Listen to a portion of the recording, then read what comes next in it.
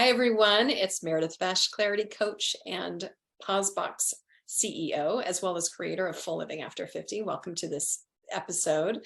We're going to be diving into inflammation and what you can do to treat it, to balance out that inflammation in your body. And we have an incredible expert here, Full Living After 50 expert. Her name is Mary Sheila Gonnella. Is it Gonnella? Gonnella. I always emphasize the wrong syllable. So she's going to give us all of her years of experience in inflammation. And in fact, I've worked with Mary Sheila and what she has taught me about gut health and, well, frankly, everything about the body, and nutrition has been just a foundation for how I live today. So I thought you guys must know Mary Sheila.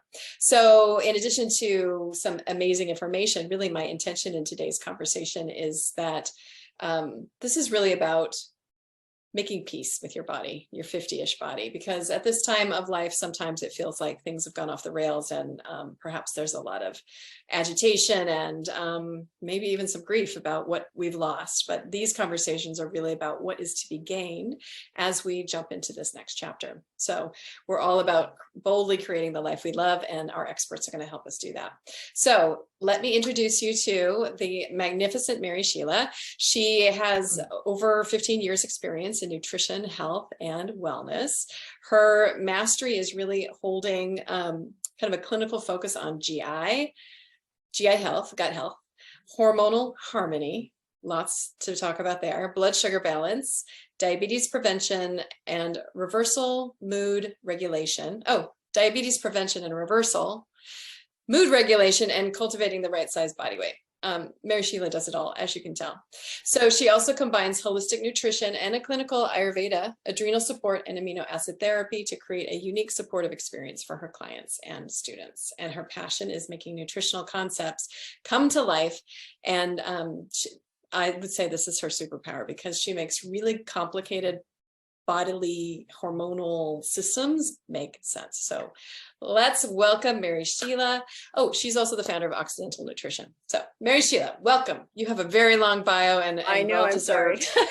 Sorry to chop it up, but I think what comes through is you have such mastery in this field. And so I can't wait to talk to you about inflammation and what we can do about it. But first, tell me where in the world you live and your age. Woo! I am in Northern California in a little town in Sonoma County called Occidental Nutrition. It's like 6 miles as the crow flies from the coast, and I love it. I met my husband here, and his family is like the founding families of Occidental, so we're pretty rooted. Yes. Yeah. And Occidental has so many trees. It's very wooded, right? It's very wooded, and luckily I'm kind of on a ridge top and southern exposed, so we've got a big garden, and we're not like, some people say, oh, it's so dark and tree. And yes. Yeah, some of it is, not all of it. Good. So you've got a sunny spot. And how old are you, Mary Sheila? I am 49 and feeling fine. Indeed. Awesome. Yeah. Okay. Well, I would love to hear a little bit about your journey, just as, food as medicine and what you learned along the way, and maybe how it's helping some of the women you're working with today.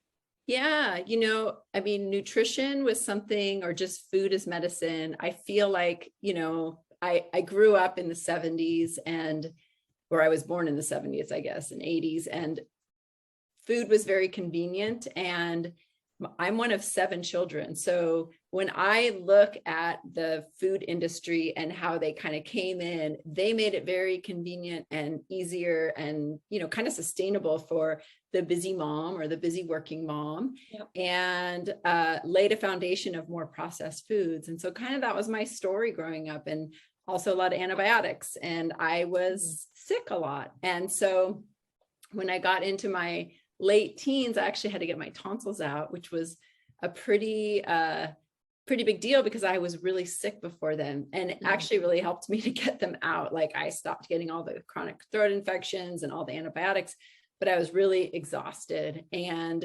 But the really great thing is that I moved from Southern California to Northern California, and I discovered the agricultural community, and it was just exciting. And I felt like like, these were my people, this is my tribe. Let me, work on a farm and move on to a farm after I graduated. So I just like got into it. And part of it was also for me was like the cooking, like kind of got into cooking in high school, and I would make some meals for my family, and eating vegetables was a whole new thing. So I know like we can come from here and make it all the way to here with my own story. But and I started learning how to harvest and cook from the garden, and just watching like young children that lived on the farm walk by a kale plant and just grab a little piece off the tip and eat it. And I was like, whoa. And then I'm like following the child doing the same thing, So I learned how to cook.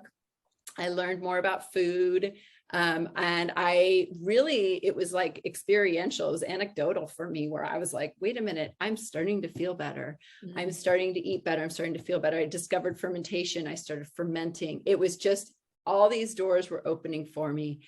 And it was just through my self-discovery. And that's when I was like, I need to learn. I want to learn, how food is meeting my physiology and everything I can. So I just really kind of dove in, and I actually, lucky enough, found a school that was in Sonoma County. I'd always see advertisements for it, or they'd be tabling at like the farmer's market. And so I finally stepped into that space, and I really never looked back. And I was also fortunate enough to have an Ayurveda teacher and an Ayurveda school in my community. And so I studied Ayurveda. Wow. Yeah. So I've just like been living and breathing, food is medicine, and really learning how to honor our physiology with the choices that we make. And it's more than just food, especially when we're talking about some of these things that can happen as we get, it's like becomes cumulative, and we have to look at all aspects of our life. We can't just look at, oh, I'm eating all this great food, because you might be eating this great food like in your car as you're rushing to, get to work or pick somebody up, or, get to your hair appointment or whatever it is. It's like, no, that's, we have to learn how to, as you would say, pause and slow down and look at everything. Right. Yes.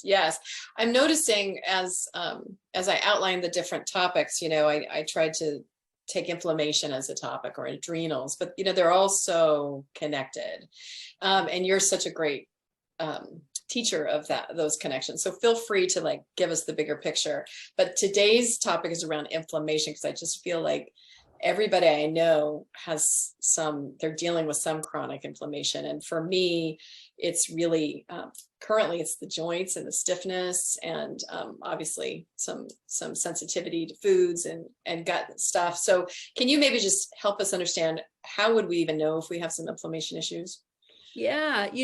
Sometimes we don't know until our body starts talking to us. I call that, our body's sign language. And sometimes we can feel it, sometimes we can see it, but it really is, if we're going to look at like the definition, it's like a local response to a cellular injury. So it's like at the cellular level that we can look at it. And, our blood vessels, our capillaries start to dilate, our immune cells start to infiltrate. There's always going to be some heat with inflammation. There's going to be redness if it's closer to the surface that we can see. There's going to be pain, there's swelling, and sometimes there's even a loss of function.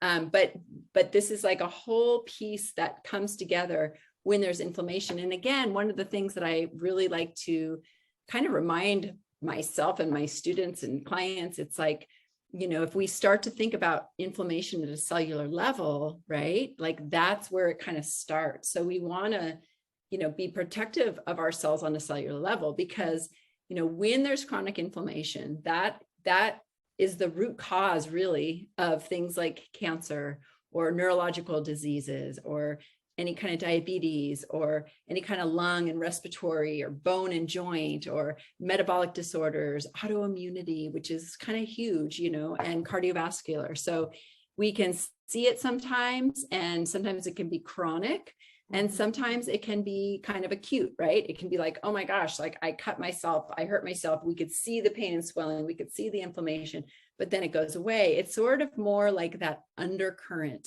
right? That we're talking about, that can be sort of more ongoing. Yeah. Well, I'm relating to this so much, and I know you're not a medical doctor and you can't say how all these things are connected medically, but having a history of Hashimoto's, so the autoimmune, which I just, took the the Synthroid because that's the easiest way to deal with it. I'd never had to change my eating behavior, and I still worked like a crazy person in, Silicon Valley and did all the doing. But as 50s approached, I would say 49, frozen shoulders, like, what is that? And it is inflammation.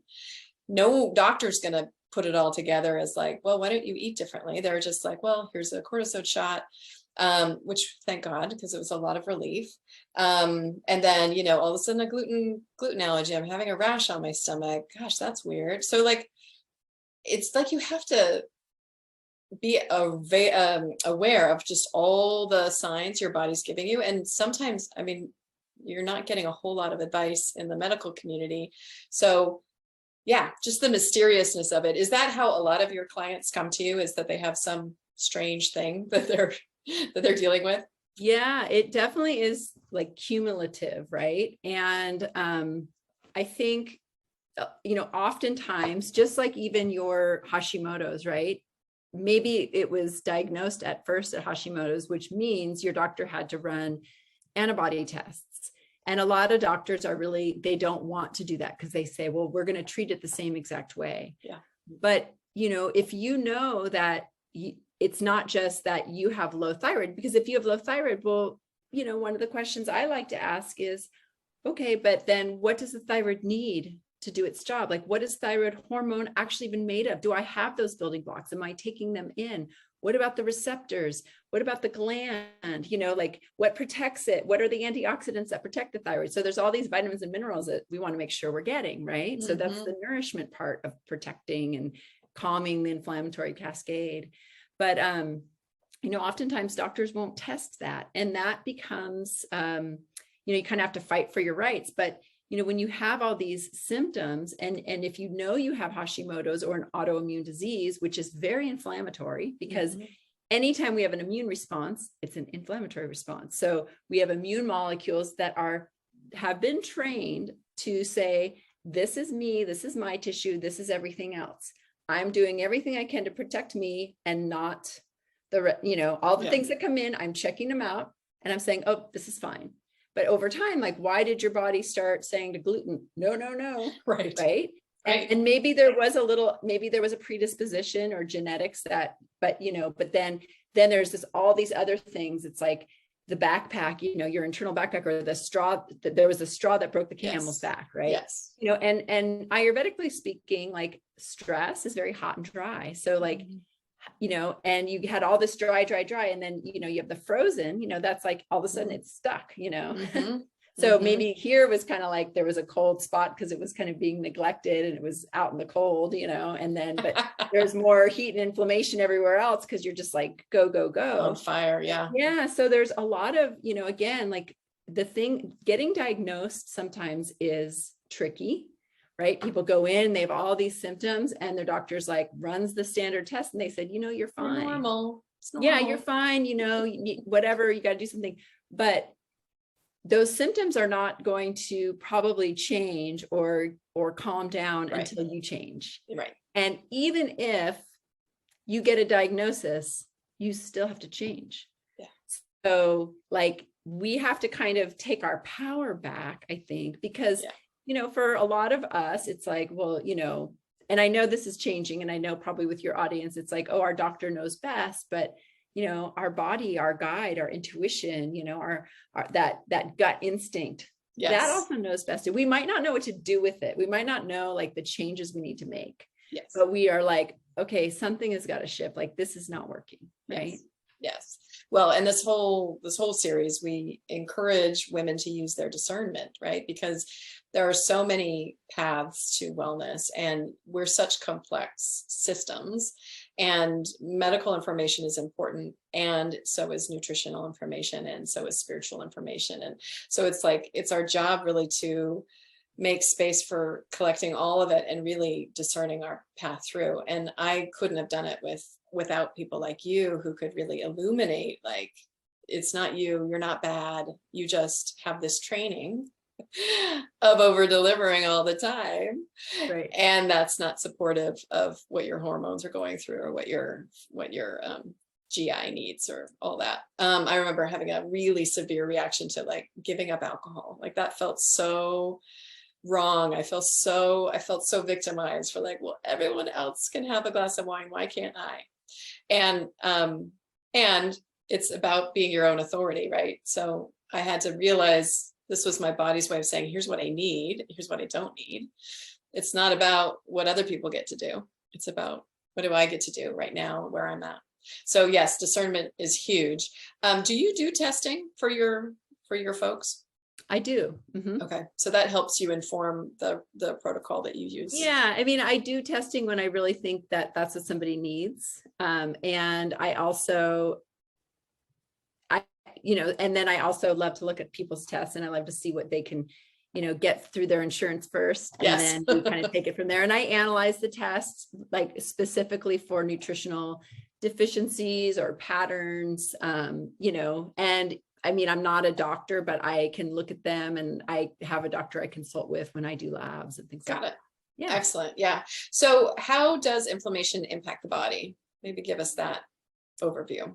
Yeah. I mean, really a lot of it too is, kind of what I was saying before, like every system, if there's inflammation, can become impacted. Like, for example, the cardiovascular system, when there's chronic inflammation, that can lead to things like, atherosclerosis, right? Which is like a buildup in the arteries, to stroke, to hypertension. There's autoimmune conditions that are a result of excessive inflammation. When the body starts saying, okay, I'm actually now attacking myself, I've lost my tolerance, right?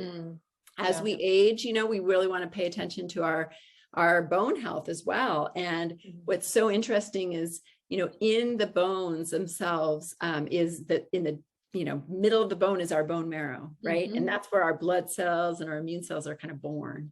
And when there's inflammation, chronic inflammation, instead of making more bone cells, the body, the bone marrow starts making fat cells. Doesn't necessarily mean that somebody becomes like overweight, right? It's like the bones have more fat in them than they have like these bone cells. And so, the bones can also degrade that way. We don't make as many white blood cells. We make with inflammation, we make more what we call osteoclasts, which breaks down our bones. So that is a really interesting result. Connection. And then I think, the other thing like that's maybe, in some ways, another thing that I've been studying with Dr. Dale Bredesen is Alzheimer's, like that feels like the next frontier, it's kind of the next frontier for me. And it's like all the work that I feel like I do with people is, preventative towards that. Right. And, but like any kind of neurological disease is inflammatory.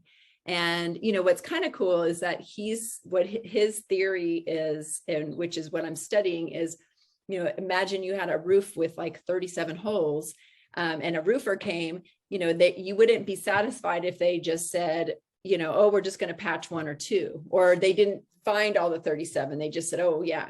Right. That's what a medication does often. So what if we sit back and say, well, how many holes do I have in my roof? And that could be with testing, and it could also be with just, for me too, it's like, okay, well, if I know what your habits and your patterns and your foods and your test scores say, then I know like the changes we can make that are going to improve some of those things. Yeah. We don't like, I mean, I love testing, but like, honestly, like we don't always need to test, I know like the motto in the functional world is test, don't guess, but sometimes it's, especially with Ayurveda, it's like sometimes I could just pretty obvious. I can see it on their face, I can see it on their body. Like our body doesn't, our body tells us a lot, and we have eyes for that reason. We can look at our tongue, our skin tone, all of that kind of stuff.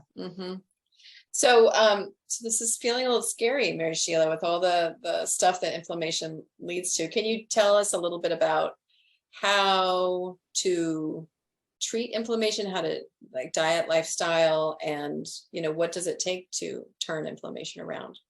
Yeah. So, inflammation, it's something that, again, we can look at symptoms. We could say, oh, I have more anxiety. I feel more depressed. I have more pain, swelling, I get more headaches. Like we can look at all of those symptoms and kind of say, okay, anytime we have symptoms, there's inflammation, right? So part of that is like, you know, trying to have those be less frequent and not happening. Okay. So, you know, probably one of the most important things when it comes to inflammation, I would say, and just taking care of our bodies is hydration, which, you know. Yeah. Woo!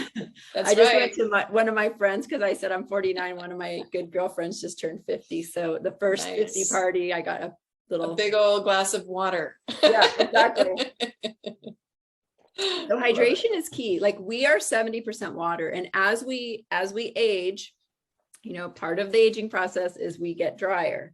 Babies are very plump and juicy, and they can fall over, and their bones are soft, and their skin is, we're jealous of it, right? And so we need to hydrate, right? Got it. So I think that's probably a really key, because especially like if we do have more inflammation. So if I have a lot of inflammation, it means I'm having an immune response, and my adrenals are coming to the rescue, and I'm bringing more liquid there to help funnel and flush all those inflammatory things out of the system. So I need more water. I don't want it to get backlogged with all that gunk, right? Yeah. I don't want to have a river that's like, hasn't had rain in it for many months. It's like at the end of summer and it looks all gross. Yes. I want a fresh spring river that's moving, clean, and beautiful. Yes. Okay. Hydration. The other important thing is we have to make sure our pathways of elimination are open, right? Mm-hmm. So we have to make sure we're having bowel movements, we're urinating, right? Our detoxification pathways are open. It doesn't mean we have to do this like extreme fast, you know, but it means like, are we giving the body like the building blocks for detox, which would be, you know, like a lot of vegetables and good proteins and things like that. And enough fiber and even sweating. So like, you know, if we're talking about elimination, we're also talking about movement and hydration and fiber and things like that, right? And if we're not pooping, if we're not, you know, all of those things, then we need to fix that, right? Like, okay, this is my focus. I'm going to fix this. Yep. The other thing is, you know, letting go of what's not serving us, right? Mm-hmm.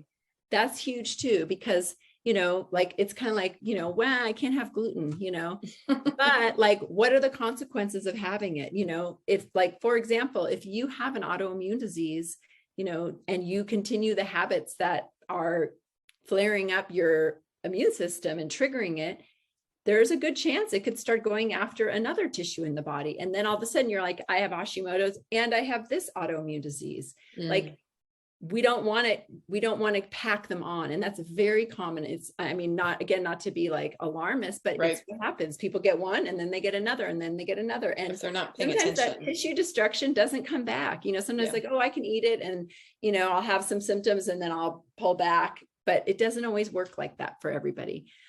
So we have to let go of the allergens that are not serving us. And you know, and sometimes that's an allergy elimination diet. And, you know, I'm a big fan, if you're, you know, like listening to this and you want to try something, I'm a big fan of the autoimmune paleo protocol, which is or the WALS protocol. I'm a WALS certified practitioner, and that's an autoimmune approach as well. And so that's you know, both of those are very similar. It's like you eliminate a bunch of stuff and then you add it back in later and you see how you feel and calm down the inflammation. Yep. You know, and you mentioned alcohol. You know, we kind of think of alcohol as like this reward and things like that, but it doesn't. Because we're in the Northern California, Mary. I know, Sheila. We live in wine country.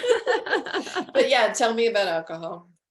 Well, I mean, alcohol, you know, there's, you know, it's a tough one, because I mean, do we give it up completely? Do we moderate it? You know, if you feel like you can moderate it healthfully, great. Right. If that's too hard, maybe you got to look at the other piece. You know, it's an individual choice. But the thing about alcohol, if we overdo it, you know, it is definitely inflammatory to the brain. And it is, you know, it's just not, you know, you know, it's extra calories. There's all kinds of things that it's like, you know, but, and, you know, and then the other unfortunate thing, and this is like something I live with, is like, there's not a whole lot of organic wines that are, you know, top of line and that people are purchasing from the store. So, you know, there's a lot of pesticides and herbicides and fungicides that go into them. And that's, I know, and that's kind of infuriating, but so sometimes it's figuring out like, what are my food allergens? If I'm not pooping, do I need to be on like a low FODMAP diet? Is it a histamine? So figuring out what it is. And because, like I mentioned, the AIP, that might not work for everybody. If somebody has histamine intolerance, that diet is going to feel horrible to them, Okay. so we have to figure out what it is. And sometimes it does take a practitioner to help you guide you to what's the best thing for you. Because otherwise it's overwhelming. I mean, you're just flooded with symptoms, and someone needs to kind of take this methodical approach, right? And break it down, because otherwise it's just, you go crazy. Exactly. And then the next thing, I think that's really important for inflammation is we have to lower stress. And, and that's where you come in, Meredith. But, that old demon. Yeah. Exactly. And, and I look at stress as not just like, oh my gosh, I've got so much to do, but it's also like, staying up really late is a stress on the body. Not eating balanced meals and keeping your blood sugar balanced is a stress on the body. Like having too much alcohol is a stress on the body. Like even not exercising or over exercising, like all these things are stresses. So we have to figure out what it is for us. And then, we have to prioritize things like sleep and joy and being in nature and hanging in with our friends, our girlfriends, whoever. And, it's just an important reminder for those of us, women that just tend to give and give and give. I mean, I had to have my good friend, I kind of called her a little bit blue the other day, and she's like, what are you doing for self-care? And I was like, well, I've been in my garden. She's like, no, you need like girlfriend time. And she lives far away. So, we can't do that right now, but it's just a good reminder. Like we all need those reminders. Yes. Of some emotional nourishment for sure. Exactly. Yeah. Oh, and then that. I know. And then last but not least, what I'll say too is we do also, I believe, we need to prioritize our nutrition. Nutrient dense foods. I mean, so many times I hear like, oh, I hate to cook, or it's so hard, or like, gosh, all the dishes. And, my dishwasher was just broken for a month. So I was like, okay, I understand the dishes thing a little bit more. I have a little more compassion in my heart. Yeah. But really like it is, we just need to like mother ourselves. We didn't send our, if you're a parent or if you were raised, I mean, I know we all have different stories, but like most of us didn't go to school like hungry, or we didn't have like lunch money or lunch at school, or we even had an adult take care of us if we didn't. But like we need to prioritize that nourishment. And, when we're not prioritizing it, all of a sudden it might be like, a piece of toast here, a bag of chips here, popcorn here, a piece of fruit here. And like, there's no nutrient density. Yeah. And if we are going to like, have our hormonal system, which is our personal team of first responders, at least that's what I call them, support us, protect us, nourish us, help us to get a good night's sleep, help us to be sharp and focused in our life, help us to have, support us with good relationships. Like we have to give it the building blocks. And, processed foods is lacking in that.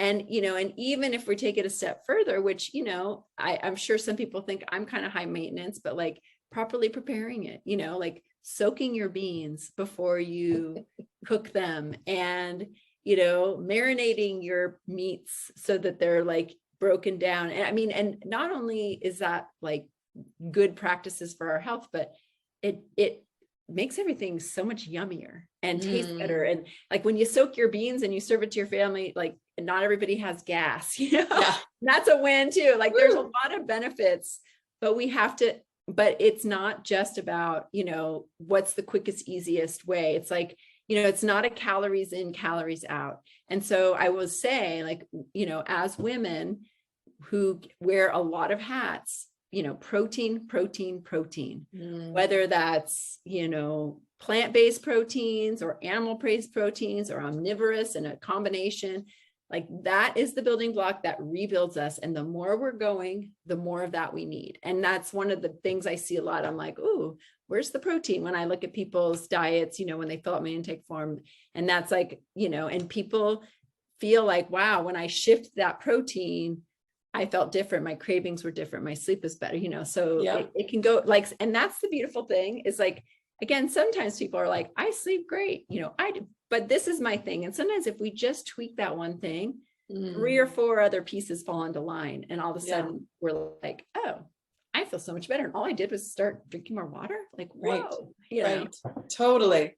On the water thing, I had an insight because I was drinking a lot of water, but I was never feeling very satisfied or I was still kind of thirsty. And I found out just putting a little bit of Himalayan salt in there. Mhm. And then all of a sudden I was drinking the water and I actually felt quenched rather than like just peeing Yeah. it out. I was just peeing all the time.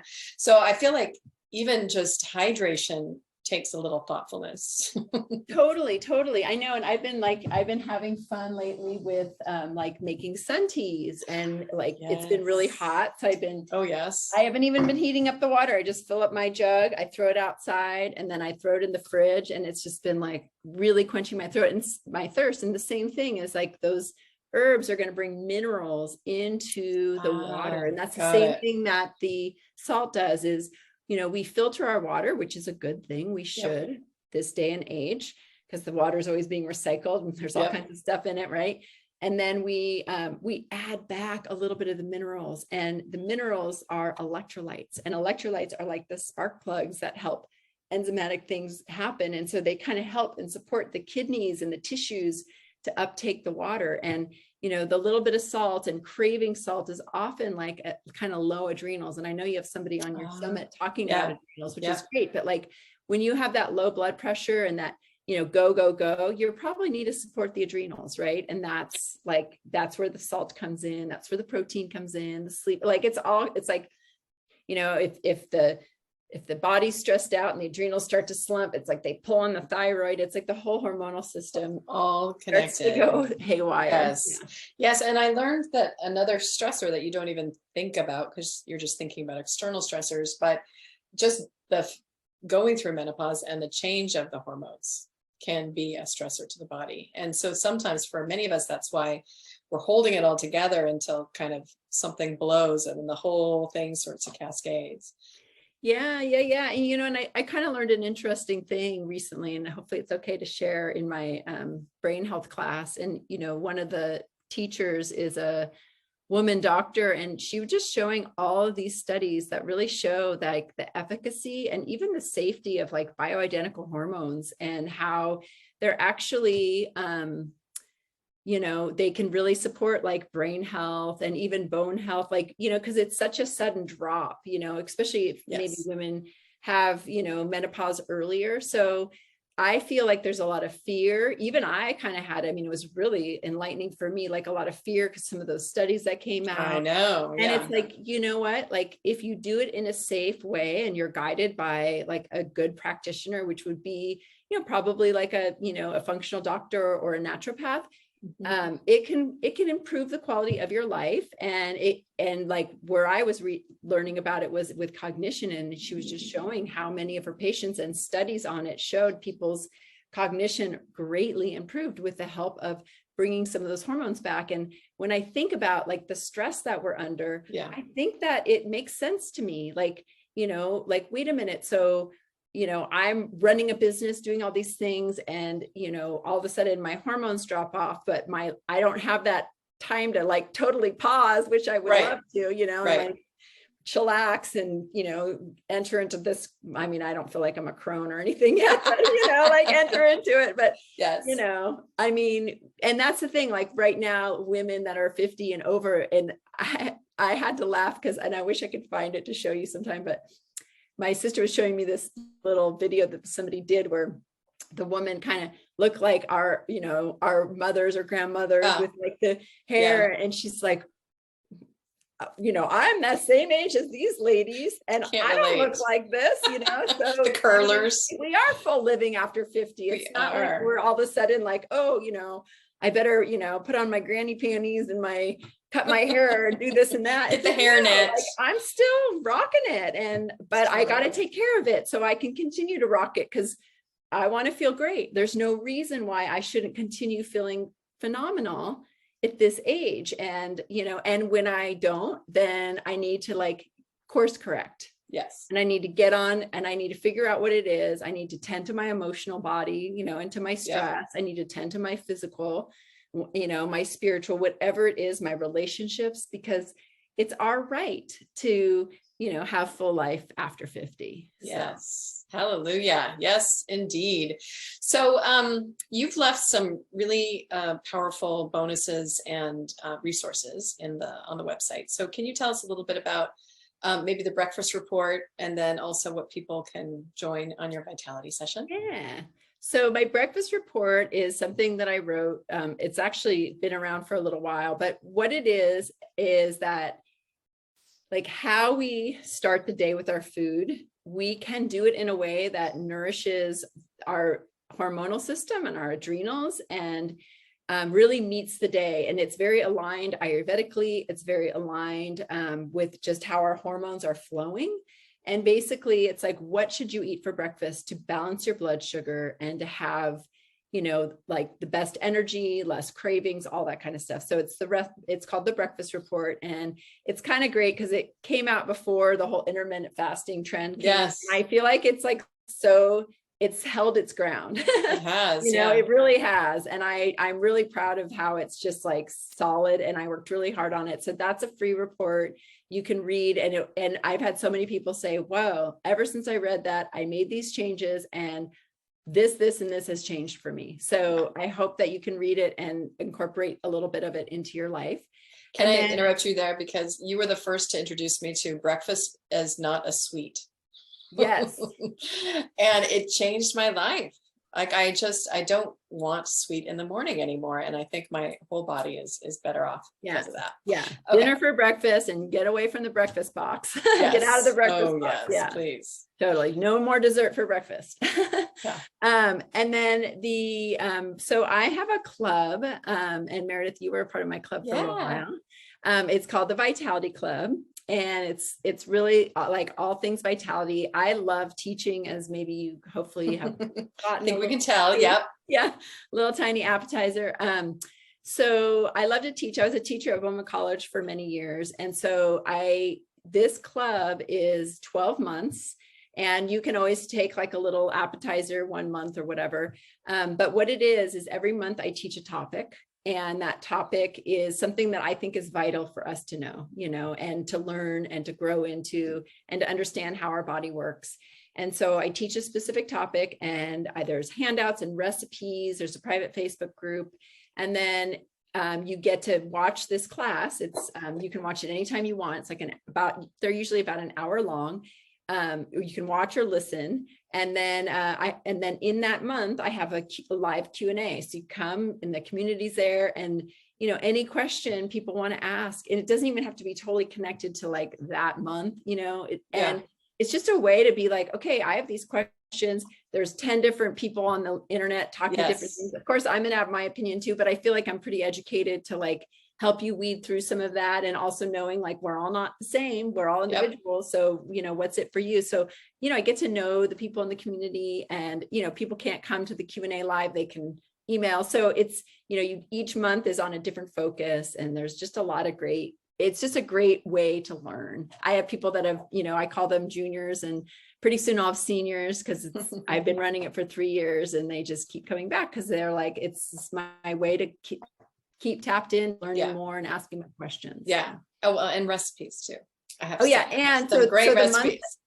So the month that I'm sharing with the group is my adrenal class, and it's called the ABCs of Adrenal Health: How to Nourish Your Best Asset, which is you. But yeah, so it's really learning about the adrenals and like how they work for us, and how we can, some of the little things and everyday things, and even some of the bigger things we can do to support them, day in and day out. Beautiful. I wish these conversations were more available for people, because it's almost like, it's more of a specialization, and I wish it could get into the mainstream, because I sometimes feel so betrayed by, our media and our marketing, and there's so many, I guess, commercial agendas that you don't get this real information about food. Like there's nobody, trying to make you eat more beans. Totally. But Totally. yes, It's but kind Mary of like Sheila we will get you just there. experienced COVID and there was Yeah. not a national conversation about like, get healthy, eat better, do this. Right.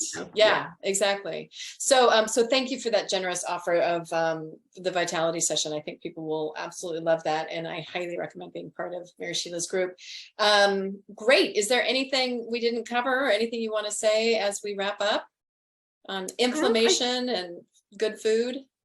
Yeah, I mean, really like inflammation, the more we can kind of, slow it down a little bit for our body and, you kind of think about, sometimes I think a great rule of thumb is like, what would my grandmother have eaten or done? Or, sometimes I say that when people are like, what kind of milk should I drink? And there's like 20 million kinds of milks. I'm like, when did your grandmother drink? Obviously probably just one or two options back then. Not that it's bad to drink seed milks and nut milks, but like, I think it's just like, let's bring it back to basics as much as we can when it comes to nourishment. And I think there's a lot of value there. Yeah. Totally. Thank you. Thank you, Mary Sheila. Yeah. So I invite all of you to watch our other episodes. We have wonderful topics that we're covering around the hormones, the adrenals, nervous system regulation. I know that's a big one for you, Mary Sheila. Just trusting your own inner authority and what that looks like. That's a process. And then, of course, pleasure, play, and sexuality. That's a topic that we're going to be discussing. So all this helps you live that full living after 50 life. And I really appreciate Mary Sheila for your expertise and thank you for today's conversation. And we will see you all in the portal. Take advantage of all the bonuses that are available to you. Thank you. Bye.